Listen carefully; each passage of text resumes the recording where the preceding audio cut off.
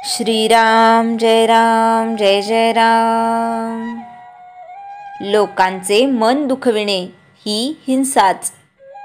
ही जी सृष्टी भगवंताने उत्पन्न केली आहे तिची नक्कल म्हणजे चित्रकला होय।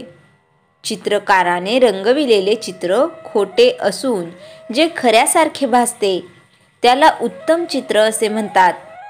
भगवंताचे होऊन जी कला येईल ती खरी।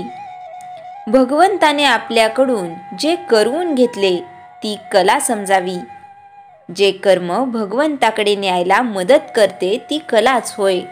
या कलेमध्ये मनाला गुंतविणे आणि उद्योगात राहणे ही भगवत सेवाच आहे। मन म्हणजे कल्पनांचे मूर्त स्वरूप। मन चंचल आहे तोपर्यंत देहाला सुद्धा स्वस्थता नाही। मनाची चलबिचल होणे म्हणूनच अभ्यास करायला पाहिजे। मनाला शिक्षण देणे याचे नाव अभ्यास करणे। मनाची विश्रांती हीच खरी विश्रांती होय। सृष्टीमध्ये सर्व ठिकाणी वैचित्र्य आढळते। प्राण्यांच्या कितीतरी जाती आहेत, माणसे सुद्धा एकसारखी एक कुठे असतात, पण सर्वांमध्ये भगवंत मात्र सारखाच ओवलेला आहे। जगामध्ये प्राणी एकमेकाला मारक असून देखील कसे जगतात हे पाहिले म्हणजे आश्चर्य वाटते। जगामध्ये माणूस आणि वाघ दोघेही राहतात, परंतु दोघांनाही एकमेकांची भीती असते, म्हणून एक दुसऱ्याला सहसा मारित नाही। ज्याच्यामुळे दुसऱ्याच्या हिताचा घात होतो अशी कृती करणे म्हणजे हिंसेचे लक्षण समजावे। भगवंताच्या आड येणाऱ्या वस्तूंची हिंसा करणे ही अहिंसाच होय, पण आपल्या स्वार्थाकरिता आणि बडेजावाकरिता लोकांचे मन दुखविणे ही हिंसाच समजावी। दुसऱ्याचे मन दुखविणे म्हणजे भगवंताचे मन दुखवणे होय।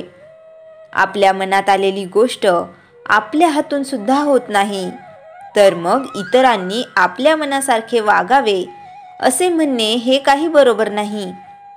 आपल्याकडे बायका चातुर्मासामध्ये नियम करतात। उदाहरणार्थ रोज एक वात लावायची, उजव्या हाताने पाणी प्यायचे वगैरे। वास्तविक हे नियम कसले?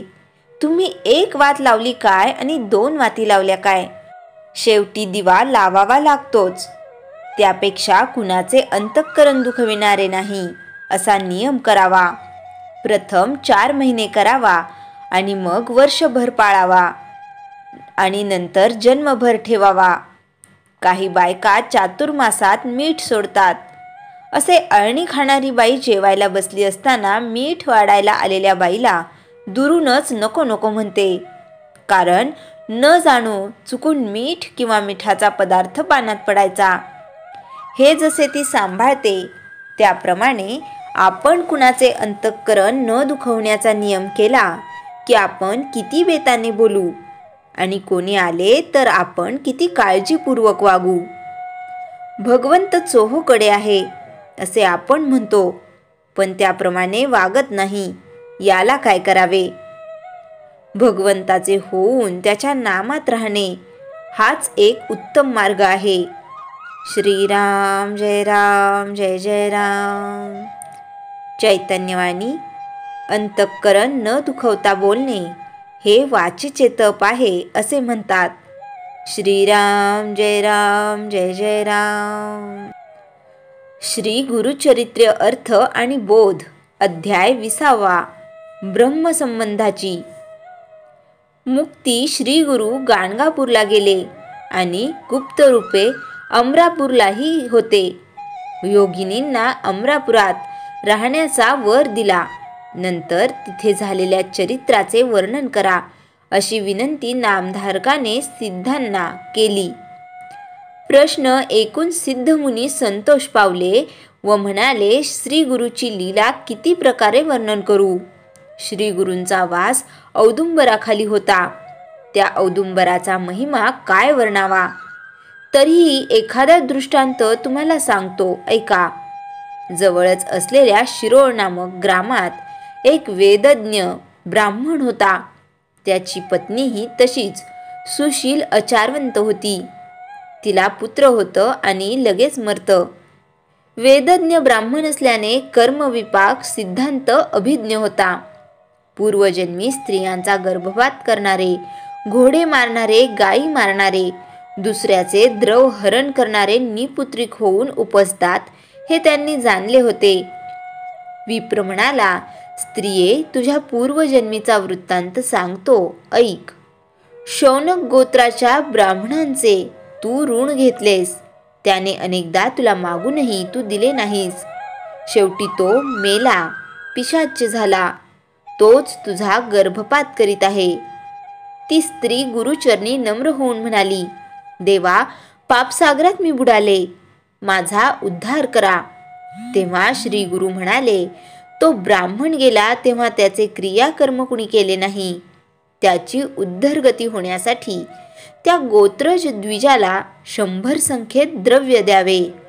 पंचगंगा संगमी राहून औदुंबर सेवा करावी. अशा रीतीने 1 महिना केल्यास तुझे दोष नष्ट होतील. हे ऐकून विप्र स्त्री म्हणाली, मासोपवास, पूजा अर्चा सर्व काही करीन, पण शतद्रव्य आम्हाला मिळणे नाही. श्री गुरु म्हणाले, ठीक आहे, निर्मळ मनाने पूजा कर, जेवढे द्रव्य घडेल ते दे. त्याप्रमाणे आचरण करीत असता तो पिशाच्य ब्राह्मण स्वप्नात येऊन म्हणाला, द्रव्य दिले नाहीस तर तुझी संतती होणार नाही. भिवून ती औदुंबरा आड गेली. तिथे श्री गुरु दिसले. त्या पिशाच्याला म्हणाले, का त्या स्त्रियेस त्रास देतोस? त्या पिशाच्याने सर्व कथन केले आणि विनंती केली, तुम्ही गुरुमूर्ती आहात, आमच्या शत्रूचा पक्षपात करू नका.